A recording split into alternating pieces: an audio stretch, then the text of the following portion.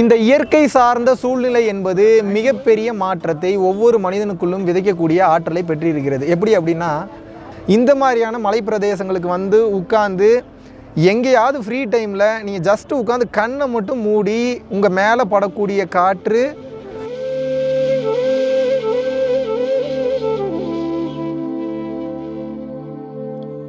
குருவே சரணம். நீங்கள் ஒவ்வொரு தடவை இதை சொல்லி ஸ்டார்ட் பண்ணுறப்பவே அதுக்கு பின்னாடி எவ்வளோ பெரிய ஒரு அர்த்தம் இருக்குது. Complete surrender. அந்த குருவோட காலடியில் வச்சு வணங்கி ஒவ்வொரு தடவை நீங்கள் வீடியோ ஸ்டார்ட் பண்ணுறப்பையோ நீங்கள் பேசுகிறப்பையோ அதிலே தெரியுது கம்ப்ளீட் சரண்டர் கொடுத்தா எல்லாமே அந்த குருவே பார்த்துப்பார். அண்ட் அந்த குருங்கிறது வேறு ஒன்றும் இல்லை, நம்மளுக்குள்ளே இருக்கிற அந்த ஒளி. அந்த ஒளியை கண்டுபிடிக்கிறதுக்கு தான் நீங்கள் இவ்வளோ உங்கள் வீடியோஸ்லேயே கம்ப்ளீட் அண்டர்ஸ்டாண்டிங் வந்துடும். ஒரு குழந்தைக்கு கூட புரிஞ்சிடும் என்ன நீங்கள் சொல்ல வரீங்கன்னு. ஒரு சாதாரண ஒரு போகிற ஒரு ஸ்ட்ரீட்டில் நடக்கிற பர்சன் கூட நீங்கள் அவ்வளோ ஈஸியாக தெளிவு கொண்டு வந்துடலாம். அந்த மாதிரி நீங்கள் பேசுகிறீங்க. ஸோ நீங்கள் எடுத்திருக்கிற ஸ்டெப்புக்கு நன்றி. நீங்கள் எடுத்திருக்கிற முயற்சி எல்லாமே அது இதில் ஒன்றுமே இண்டிவிஜுவல் பெனிஃபிட்டு கிடையாது. கம்ப்ளீட் ஹியூமனிட்டிக்கோட பெனிஃபிட்டுக்கு நீங்கள் பண்ணுறீங்க. அதுக்கு ரொம்ப ரொம்ப ரொம்ப ரொம்ப நன்றி. குருவே சரணம். அனைவருக்கும் வணக்கம். இந்த மாதிரியான இடங்களுக்கு வரும்போது மனிதன் ஒரு பேசிக்கான ஒரு காமனான விஷயத்தை நினைவு கூற வேண்டியது ஒரு அவசியமாக இருக்குது. இங்கே வர முடியலனாலும் பரவாயில்ல, வர வேண்டும் என்பது தான் எங்களோட ஆசையும். ஒவ்வொரு மனிதனும் வாய்ப்பு கிடைக்கும் போது பிடித்த இடங்களுக்கு சென்று அவங்களோட மனம் எப்படி வேலை செய்யுது அப்படின்ற அலசி ஆராய வேண்டியது நிச்சயமான தேவையாக ஒன்று இருக்கிறது. ஏன்னா மனம் ஆசைப்பட்டு கொண்டே இருந்தது அப்படின்னா அந்த ஆசை என்பது எப்போ நிறைவேறும்? ஒன்று அனுபவிச்சா நிறைவேறும், அப்படி இல்லாட்டினா அதை பற்றிய புரிதல் போகாமையே வேறு யார் மூலியமாவது வந்தால் நிறைவேறும். அந்த வகையில் பார்க்கும்போது இந்த இயற்கை சார்ந்த சூழ்நிலை என்பது மிகப்பெரிய மாற்றத்தை ஒவ்வொரு மனிதனுக்குள்ளும் விதைக்கக்கூடிய ஆற்றலை பெற்றிருக்கிறது. எப்படி அப்படின்னா, இந்த மாதிரியான இடங்களுக்கெல்லாம் நீங்கள் வந்தீங்கன்னா வாசி யோகமோ, கிரியா யோகமோ, பரம்பொருள் யோகமோ, சித்த வித்தையோ, அஷ்டாங்க யோகமோ, நவகண்ட யோகமோ எந்த யோகமும் பண்ண தேவை. சும்மா உட்காந்திங்கனாவே ஆட்டோமேட்டிக்காக வாசி ஓட ஆரம்பிச்சிடும்.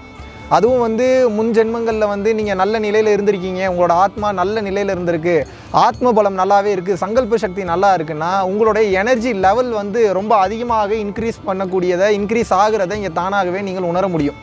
குறிப்பாக தவயோகிகளோ அல்லது பார்த்திங்கன்னா யோக சாதகர்களோ அல்லது தியானம் செய்பவர்களோ இல்லை பக்தி மார்க்கங்களில் இருக்கக்கூடிய நபர்களோ இந்த மாதிரியான இடங்களுக்கு வரும்போது பொதுவாகவே இந்த ஜீவசமாதி மற்றும் பழங்காலத்து கோயில்கள், புது கோயில்கள் கட்டப்படுற கோயில்களை சொல்ல, பழைய காலத்தில் கட்டப்பட்ட சக்தி மிக்க ஆற்றல் வாய்ந்த கோயில்களை சொல்கிறேன்.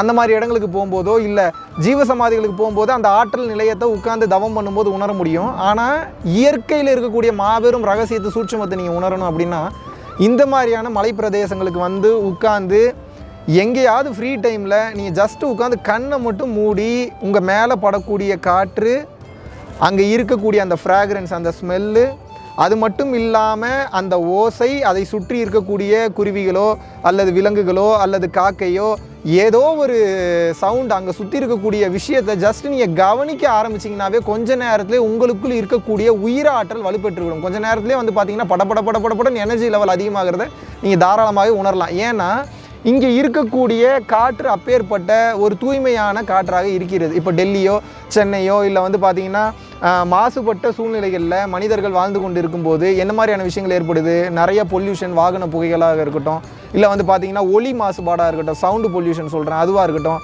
இல்லை பார்த்திங்கன்னா மனிதர்கள் உபயோகிக்கக்கூடிய மற்ற பொருட்களின் மூலமாக நிகழக்கூடிய மாற்றங்களாகவோ, இல்லை அவங்க பார்த்திங்கன்னா அவங்களோட வாழ்வாதார முறைகளில் யூஸ் பண்ணக்கூடிய உணவு சார்ந்த கழிவுகளோ இல்லை உடல் சார்ந்த கழிவுகளோ இருக்கும்போது அந்த இடத்துல நம்ம உடம்புல இருக்கிற உயிராற்றலையும் நம்ம உணர முடியாது. அதையெல்லாம் கடந்து எல்லா இடத்துலையும் காஸ்மிக் எனர்ஜி என்பது இருக்கிறது. ஆனால் சராசரி மனிதன் சராசரியாக வாழக்கூடிய கால சூழ்நிலையில் அவர்களால் இதை உணர முடிவதில்லை. அதனால தான் பார்த்திங்கன்னா சிட்டி சைடில் இருக்கிறவங்க கிராமத்து சைடு போகும்போது ஒரு மென்டல் பீஸை உடனே உணர்வதற்குண்டான காரணம் அதுதான்.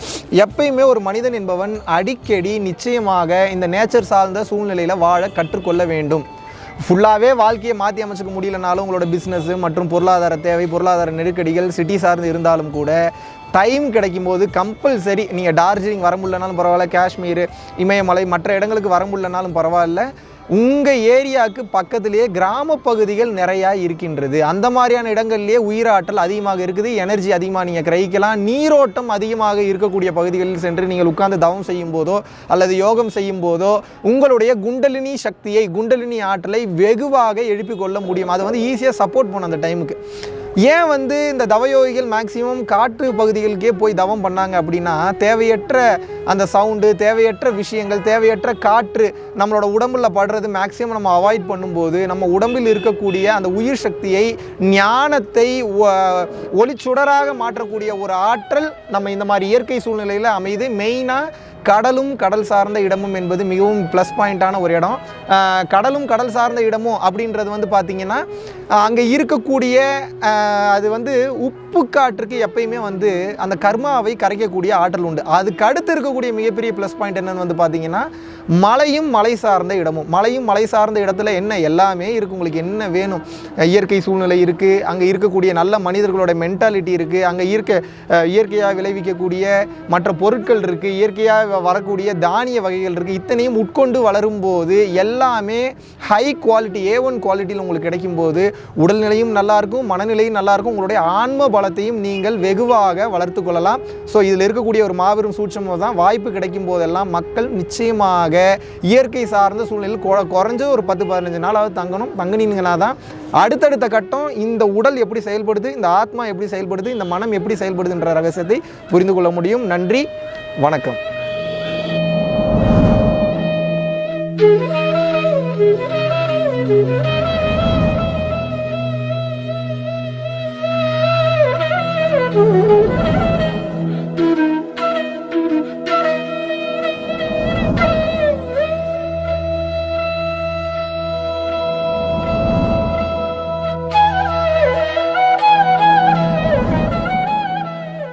பல லட்சம் மக்களுக்கு உணவளித்து அவர்களுடைய பசிப்பினியை ஆற்றுவதற்குண்டான ஒரு மாபெரும் வாய்ப்பை அந்த பிரபஞ்சமும் மக்களாகி நீங்களும் இன்றைக்கு வந்து நமது அறக்கட்டளைக்கும் அறக்கட்டளையினுடைய நிர்வாகிகளுக்கும் மற்றும் தன்னார்வ தொண்டர்களுக்கும் நீங்கள் வழங்கியிருக்கின்றீர்கள். அதன் மூலியமாக பல உயிர்களுக்கு வந்து அன்னதானம் பண்ணிட்டு இருந்திருக்கோம். பல உயிர்களுக்கு வந்து பார்த்தீங்கன்னா வஸ்திர தானம், துணிமணி எடுத்து கொடுத்துருக்கோம்.